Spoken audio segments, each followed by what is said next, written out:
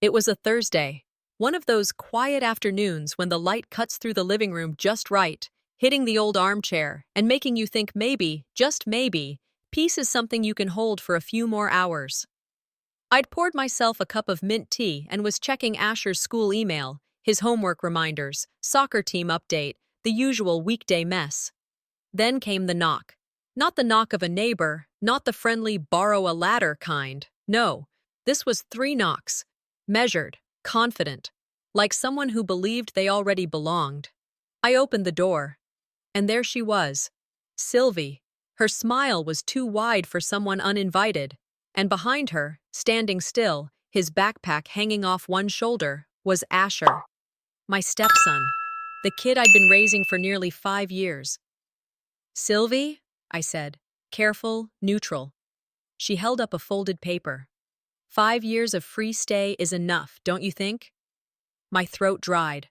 Across the street, Mrs. Caldwell from 2 houses down stopped trimming her hedge. "You've had your time," Sylvie said louder, voice rising with the drama. "This house was mine before you ever stepped into it." It wasn't the words, it was the performance. She came not just to talk, she came to reclaim, to erase. Inside, I locked every muscle in my face. I wouldn't give her what she wanted. "This isn't your house anymore," I said flatly. "Legally or otherwise." She glanced at Asher, then back to me. "Marlo said I could bring him back. For stability. For his sake." Then she leaned in, like it was some kind of secret she wanted everyone to hear. "He deserves to be where he came from, not raised by a placeholder." I didn't flinch. But then Asher looked up at me and said, "Mom said you're just temporary." That cut through. 5 years.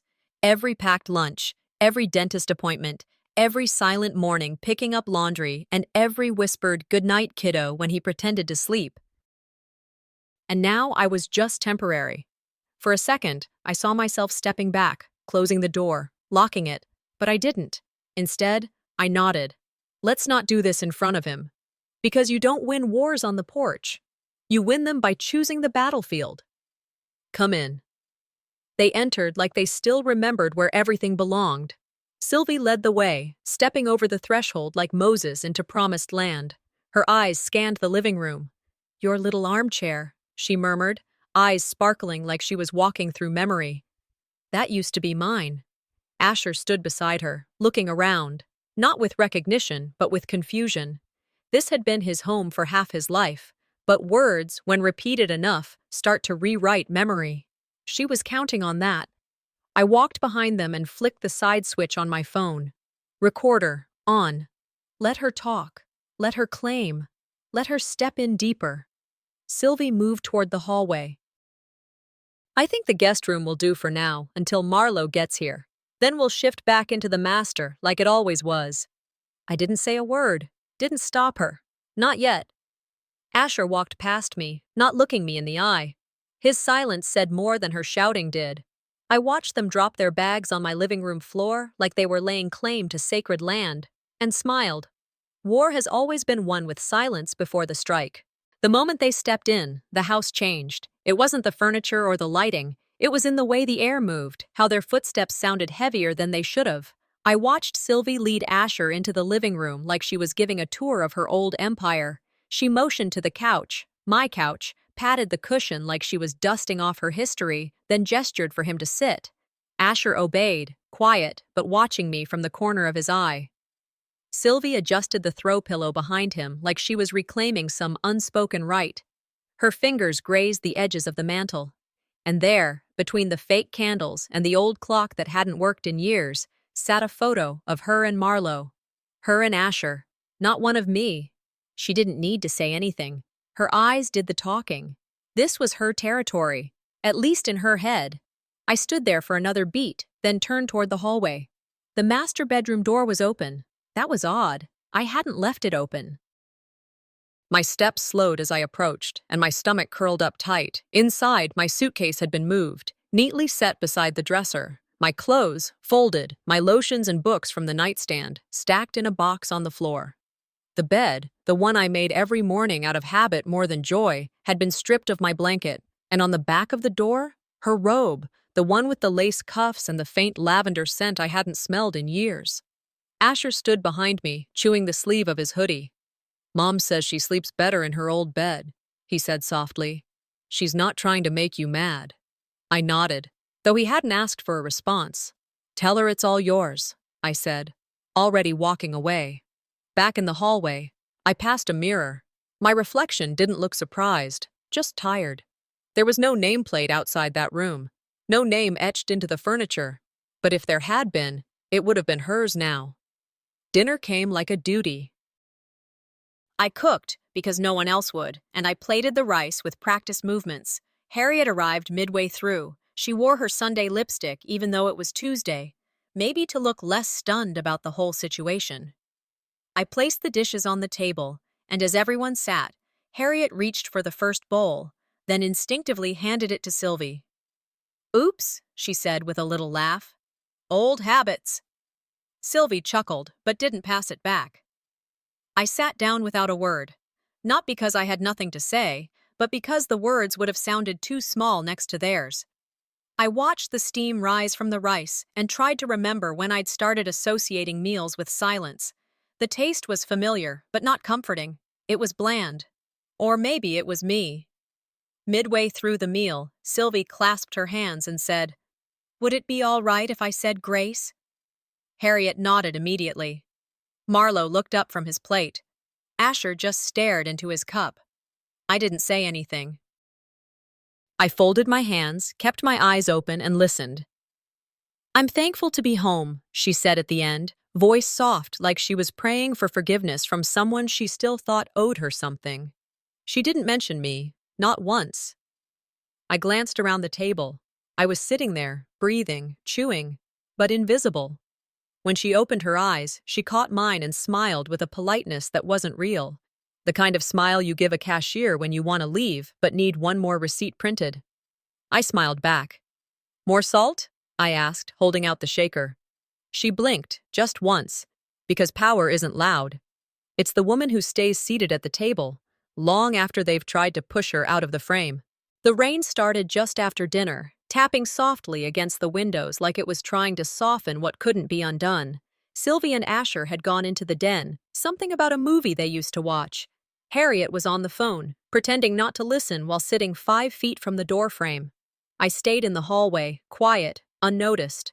I walked slowly toward the mantel, glancing at the frames lined up with surgical neatness. There used to be a photo of Asher and me at his school's fall festival.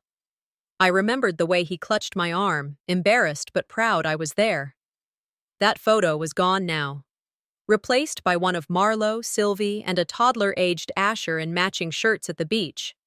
No frame had dust, no gap in the row, just a quiet rewriting. I turned to the wall near the stairs. My diploma used to hang there. Small frame, nothing flashy, just proof that I'd built something before all this. Now, a wedding photo of them. Taken long before I entered this story, smiling like nothing ever fell apart. I didn't touch it. I didn't need to. Every corner was curated like a museum of memory that had been scrubbed of me. My fingers hovered over the family milestones timeline Sylvie must have dug out from the attic. She had pinned it up again. First steps. Kindergarten photo. Baptism. All of it perfectly lined. And the last 5 years gone. Not missing. Gone. Like they had never been there to begin with. I didn't say anything. I made a mental note, like a court stenographer filing exhibits. Later, I caught Sylvie showing Harriet a floral arrangement I'd kept on the hallway table.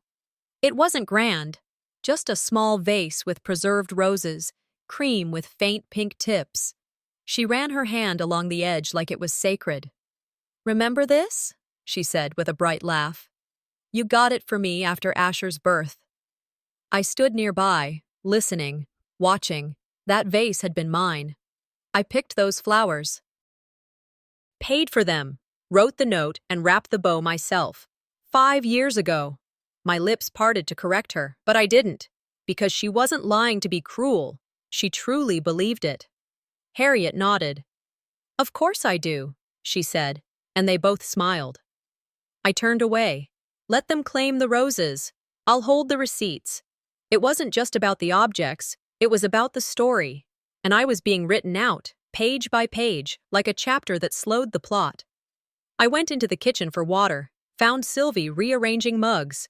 "These used to be over here," she said, shifting a row from one cabinet to another. I leaned against the fridge, arms crossed. She opened the silverware drawer. "Did you change this layout?" "I did," I replied. She smiled, as if it didn't matter. Behind her, Asher chuckled at a story she was telling Harriet about the good old dinners. I stood in the same kitchen I'd cooked every holiday meal in and felt like a substitute teacher walking into someone else's classroom. She handed Harriet a cup of tea and said, "Feels like I never left." No one disagreed. The words lingered in the steam above the mugs. I needed air. Stepping out onto the front porch, I felt the breeze cut through the damp. Vera was watering her potted herbs under the awning next door. She looked over, smiled politely. "So," she said, tilting her head toward the house. "She's the tenant now?" I blinked. The words didn't hurt at first, but by the time I closed the screen door behind me, they had multiplied. They echoed in the hallway, through the kitchen, all the way to the empty space on the wall where my diploma used to hang. Tenant. How many people thought that? How many believed this was her house, her family, and I was just passing through?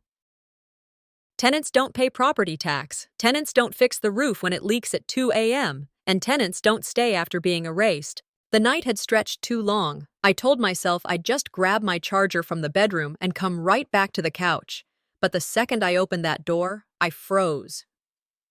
Sylvie was sitting on the bed, my bed, tucking Asher in like she never left. The pillows I bought were on the floor, my quilt gone. The bedside lamp gave off a harsh, sterile white glow instead of the amber warmth I was used to. The room felt cold, not in temperature, but in memory, like someone else had pressed delete and overwritten the file. Asher turned his head, looking at me. "Mom says she sleeps better when we're all back together." His voice was low, unsure, like he wasn't sure what he was telling me. I didn't answer. I just nodded, turned around, and closed the door slowly behind me. My hand lingered on the handle for a second longer than needed. I didn't cry. I'd already done that when no one was looking. I calculated. The couch didn't surprise me. I folded the blanket the way I always did, corners tight, tucked under, like I'd done it before, because I had. Harriet passed by, carrying a glass of water. She paused. "Thank you for being understanding," she said. "You've always been so level-headed." I nodded, smiling. "Of course." Inside, I heard the translation. Easy to ignore. Predictable. Quiet. She moved on down the hallway, and I opened my laptop. The screen lit up like a signal flare. I pulled up the trust paperwork, scanned through the PDFs, highlighted a few lines, made a few notes. Then I opened my messages and typed 2 words to Vera. "You were right." By morning, the kitchen was filled with the scent of burnt toast and overboiled eggs. I sat with my coffee, watching the way Sylvie moved around the kitchen like she belonged there, hand on the fridge handle, bare feet tapping on the tiles. "Asher's schedule is all over the place," she said.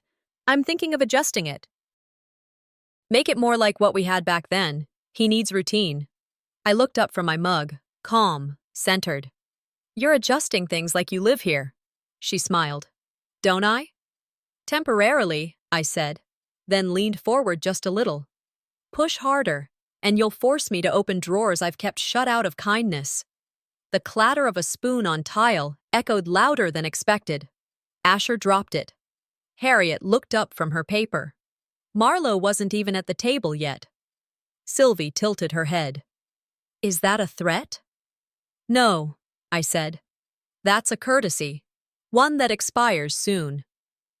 The rest of breakfast was a silent ballet of clinking dishes and sidelong glances.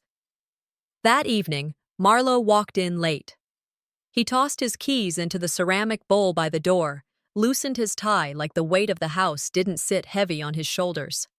He looked at Sylvie, then at me, and finally said, "Everything all right?" No one answered. I brought dinner to the table. Quietly, plates down, water poured. Then, without looking up, I said, "My lawyer said my case is airtight."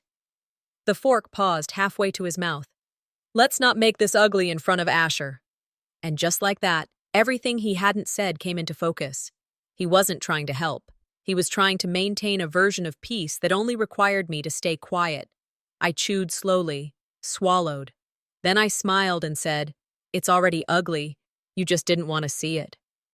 Some people whisper warnings not because they're scared, but because they're still hoping the other person doesn't choose fire. I woke before anyone else. Not because I set an alarm, because my body wouldn't let me rest any longer. The kind of wake-up that doesn't come from sleep ending, but from something breaking. The house was still, that cold kind of quiet, not peaceful, strategic, like every breath of silence had been calculated by someone else. I made coffee, didn't drink it, just let it sit, steaming near the edge of the table while I stared at the condensation on the window. The way it blurred the outside world felt familiar.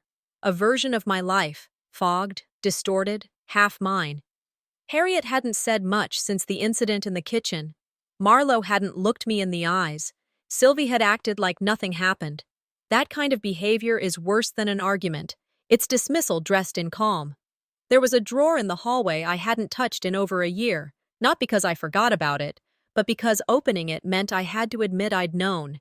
Deep down, I'd seen this coming. I stood, coffee untouched, and walked down the hall. The drawer didn't creak, didn't resist, it just opened, like it was waiting. Inside, folders, manila, stacked clean.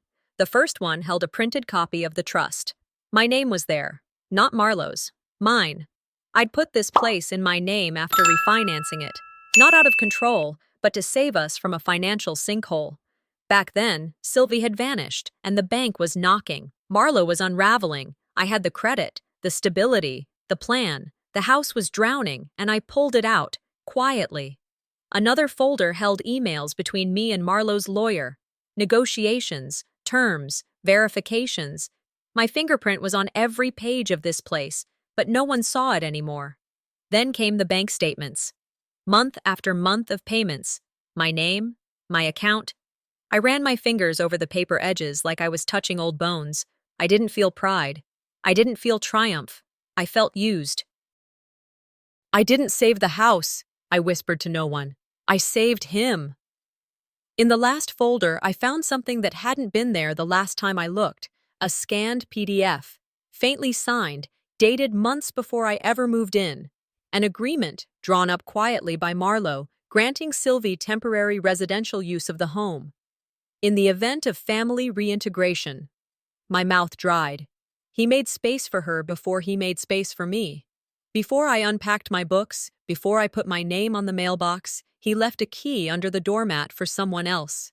I sat on the hallway floor, paper in my lap, knees to my chest. It wasn't rage, it wasn't even shock. It was clarity, cold and quiet. There had never been a locked door between them, only a slightly closed one. And me? I'd been living under a roof built from handshakes and half-promises. I rose slowly and began to scan every document, each one labeled, photographed, backed up to cloud folders only I had access to. Then I made a new folder in my drawer, labeled it, "If They Push." I closed the drawer, firmly, deliberately, then walked to the bathroom, washed my face, and looked at myself in the mirror. "You're not quiet because you're weak," I told her. "You're quiet because you're ready." I stepped out back with the trash just as the light was starting to change. That hour between day and night where everything looks softer than it is. I didn't expect to hear anything, let alone from the cracked kitchen window, but her voice came through clear as glass. "He won't fight," Sylvie said, almost laughing. "That's why I picked him." I didn't move, my feet locked into the concrete. The garbage bag sagged in my hand. She kept talking. "He's too rational. He'll just swallow it. That's what he does." Then silence. Then laughter. I stayed there, the bag at my side, the wind brushing past like it was trying to push me back inside. But I didn't. I stood there and let it burn. She wasn't talking about Marlowe. She meant me. That wasn't love. That was strategy. And I had been the plan. Back inside, I dropped the trash by the door and made my way upstairs. Not a word spoken. Later that evening, I was folding laundry when Asher appeared at the doorway. He was holding a piece of paper, crumpled at the edges. His face looked pale, nervous, not guilty. "I found this," he said. "In Mom's purse. I thought it was for me, but I think it's about you." He handed me the page. I took it carefully.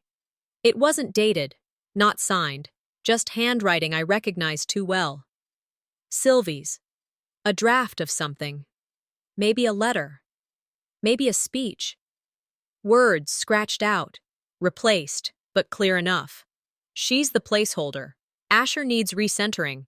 The public already sees me as the primary figure. Emotional alignment must be reestablished.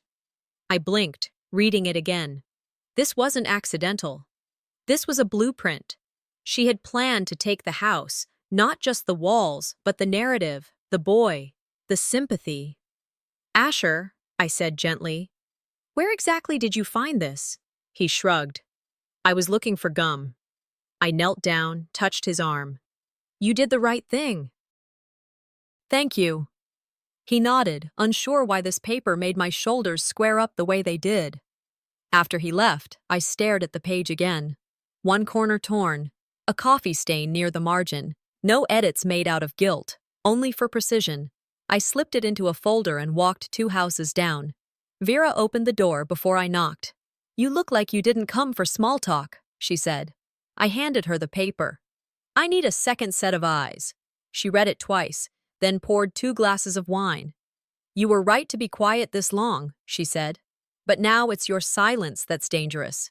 We sat at her kitchen table going through Sylvie's recent online activity. Facebook, Instagram, group chats, a photo of her and Asher posted just 2 days ago, captioned, "Home again, where it all began." Dozens of comments. "So glad you reclaimed your space. You were always the heart of that house." Vera scrolled through slowly. Her jaw tightened. "The story's already being written," she said, "and you haven't said a word." I nodded. "Not yet." She raised an eyebrow. I went home. The sky had gone completely dark by the time I stepped inside. I scanned the letter, uploaded it to a secure folder in the cloud, named it Contingency A. Then I started building a timeline, dates, screenshots, mortgage receipts, every document I had, everything Sylvie never thought I'd keep. I typed a single message to my attorney. "We need to meet. I'm ready to act." But I didn't hit send, not yet, because now I understood something new. She feeds on noise, and I've always been better in the quiet. The morning light spilled into the kitchen before anyone else stirred.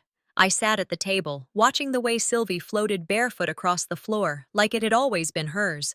She passed by Asher, who was flipping channels half-heartedly, and tossed a dish rag on the counter. No one noticed me. Marlowe walked in, adjusting his collar. He gave that polite half-smile to everyone but me. "Can we just keep things civil, for Asher's sake?" I nodded, then reached for my briefcase resting beside my chair. I didn't raise my voice, didn't shift my tone. I slid a copy of the property trust deed across the table, 1 page, highlighted. "The house answers to my name," I said, "and it has for 5 years." Marlowe blinked. Sylvie went pale. Harriet stood up so quickly her chair scraped the floor.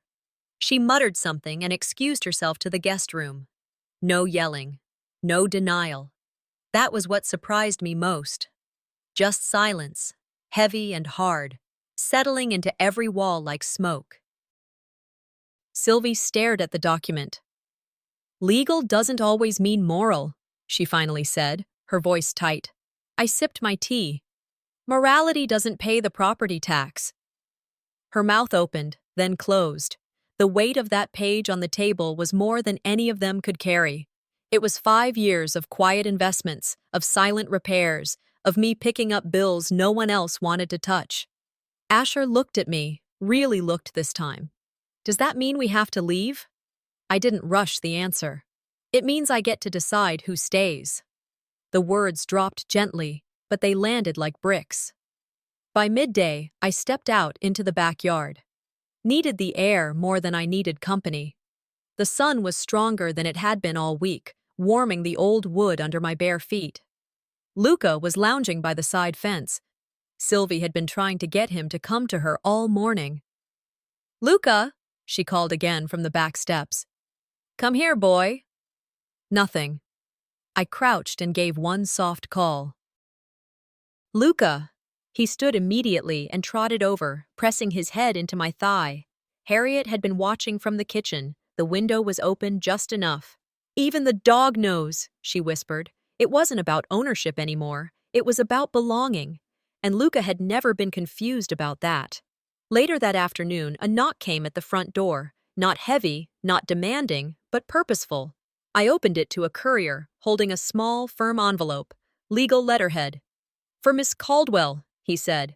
He didn't need me to sign, just handed it off and walked away. I closed the door and carried it back to my desk, sat down, slid it open with the edge of a letter opener that had lived in that drawer longer than Marlowe had. Inside, a formal statement from my attorney, confirming sole authority, confirming the ability to enforce occupancy removal at will. I didn't read it twice. I filed it in the drawer labeled Final Call. But this time, I left the drawer open. On purpose. I asked them to meet in the living room. It wasn't a request. I'd already placed 4 chairs in a quiet arc. Sylvie, Marlowe, Harriet, and Asher sat like they'd wandered into the wrong room and didn't want to admit it. I stood. There's something I need to formally resolve, I said. Sylvie crossed her legs, leaning back with that smirk she'd been wearing like armor for weeks. Marlowe looked everywhere but at me. Harriet had her fingers wrapped tight around her rosary like it might answer a question no one had asked out loud. I reached into my folder, pulled out an envelope, and placed it on the coffee table. I didn't push it toward anyone, just let it sit. A quiet fact. This isn't a warning, I said. It's a final call. No one moved, so I opened the flap and slid out the document, certified, notarized, signed, my attorney's letterhead in bold print. It stated what they all already knew, but were hoping I'd never say. I had sole legal authority over the house. Sylvie's occupancy was unlawful, and any continued presence beyond today would be subject to formal enforcement. Sylvie's face went from pale to red in 3 seconds flat. She stood so quickly the chair behind her tipped. You're unbelievable, she hissed. After everything? You're going to tear this family apart? She grabbed Asher's arm, trying to pull him toward her. I stepped between them, not forcefully, just enough. Asher stays here, I said softly. No one is taking him. We're just taking back the truth. You're not his mother, she snapped. No, I said. But I didn't weaponize him either. She turned her fire on me. Manipulative, bitter. You were never family. You were a pit stop. I didn't blink. I reached into my pocket, tapped my phone, and pressed play. From the speaker, her voice, clear and unfiltered. He won't fight. That's why I picked him. Silence. Not just in the room, but in the air. It felt like even the dust settled. Marlowe finally found the edge of his voice. Let's not make this worse, he muttered. Harriet turned to him like he'd grown a second head. That's all you've got to say? She asked. I faced him. Calm, controlled. You didn't betray me by loving her again, I said. You betrayed me by being silent. He shrank under the words. Not from guilt, from the sudden loss of power. Entitlement doesn't scream when it dies. It folds. Sylvie, still standing, grabbed her purse. Her hand shook, not from fear, but fury. This isn't justice, she snapped. Law doesn't mean right. No, I said, but law remembers what people like you want to forget. Asher didn't speak. He just looked between us, then followed Sylvie as she walked out the door without another word. No suitcase, no goodbye. Just footsteps and a door that finally closed itself. Harriet stood last. She walked up to me, eyes glassy but dry. For a moment, I thought she'd try to say something, apologize, justify. Rewind. Instead, she gave a small nod, almost a bow, and left. I stayed in the room long after everyone else was gone, because sometimes a house speaks, but only when no one else is talking. 2 weeks had passed since the door closed behind Sylvie and Marlowe. The silence they left behind didn't feel hollow. It felt earned, the kind that doesn't scream for attention, doesn't ache for noise. the kind that breathes for itself.